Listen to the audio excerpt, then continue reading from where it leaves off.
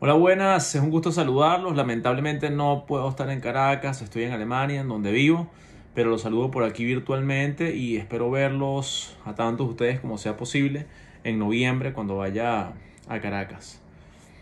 Me pidieron que hiciera este video sobre mi experiencia escribiendo el ensayo de Carlos Andrés Pérez, mi motivación, mi decisión de escribir el ensayo como lo escribí. Y bueno, quisiera empezar con la decisión de por qué escribí el ensayo como lo escribí, porque bueno, abordar a un gigante histórico como Carlos Andrés Pérez no es una tarea fácil porque ¿por qué avenida te metes, no? ¿En dónde empiezas? ¿En qué te enfocas? Entonces ya eso era como parálisis de posibilidades, parálisis de opción, el principio de escribir el ensayo. Pero bueno, una regla general que me gusta seguir cuando escribo es escribir sobre cosas que me motiven, que me entusiasmen. Creo que eso es una clave para escribir bien, según he escuchado de gente que sabe más que yo. Y eso fue lo que hice. Agarré aspectos de Carlos Andrés Pérez que me entusiasmaran. Entonces no decidí hacer un periodo histórico, ni decidí hacer un evento particular, sino que decidí explorar diferentes facetas de su legado que provocasen en mí emociones. Entonces me enfoqué primero en las reformas de Carlos Andrés Pérez, que no fueron poco importantes.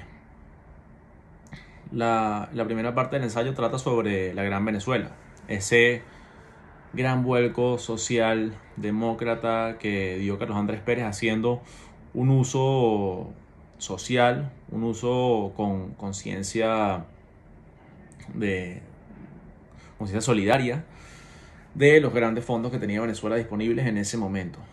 Bueno, todos conocemos esa época, no tengo que entrar en detalle. Luego me fui por el gran viraje, el segundo gobierno de Carlos Andrés, donde se dio cuenta de que se cometieron errores en el primer gobierno y de que esos errores habían sido perpetuados por los gobiernos posteriores parcialmente y que esto había llevado desencadenado una gran crisis en Venezuela y que había que hacer algo al respecto. Un hombre que supo reconocer que no podía seguir la misma trayectoria que siguió en su primer gobierno porque eso iba a desembocar en una catástrofe y que tuvo la sabiduría, la claridad, la pureza intelectual y la falta de ideología para decir hay que hacer algo diferente y se unió una cantidad de tecnócratas, a gente altamente competente que muchos días hoy en día muchos de ellos son intelectuales de talla mundial y llevó a cabo el gran viraje, o intentó más bien llevar a cabo el gran viraje.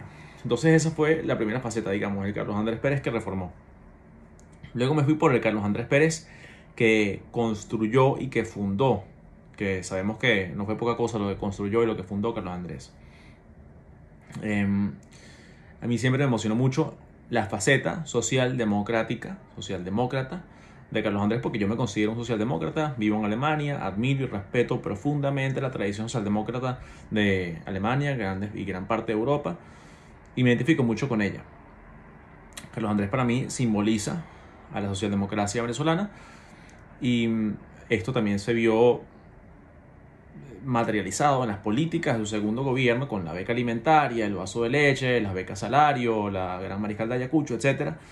Una gran cantidad de medidas sociales que me parecieron importantísimas y que sentaron la base de lo que sería una tradición socialdemocrática, o más bien de lo que pudo haber sido una tradición socialdemocrática, porque se perdió con los años posteriores. Pero Carlos Andrés Pérez intentó y durante su gobierno tuvo éxito en implantar medidas socialdemocráticas muy importantes.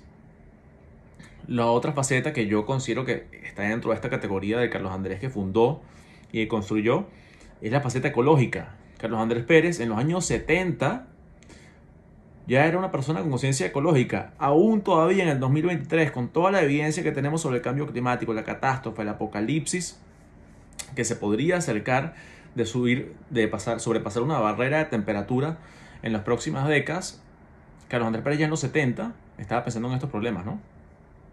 Eso me pareció absolutamente fantástico. Y creó el primer ministerio para el ambiente de toda Latinoamérica.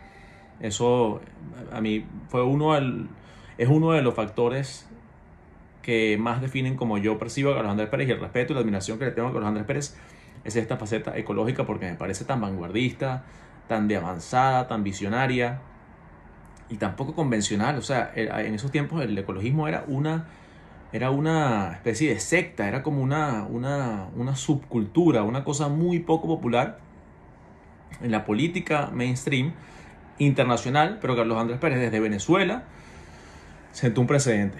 Eso me pareció completamente fascinante. Luego también dentro de esta etapa de el Carlos Andrés Pérez que construyó y fundó, viene también la infraestructura, las mejoras de acueductos, de autopistas, escuelas, hospitales, etcétera. Por último, en la tercera gran categoría del ensayo, me enfoqué en el Carlos Andrés Pérez que lideró. Carlos Andrés fue un joven que ya en su adolescencia estaba haciendo activismo político. A los 23 años lideró y encaminó las conversaciones entre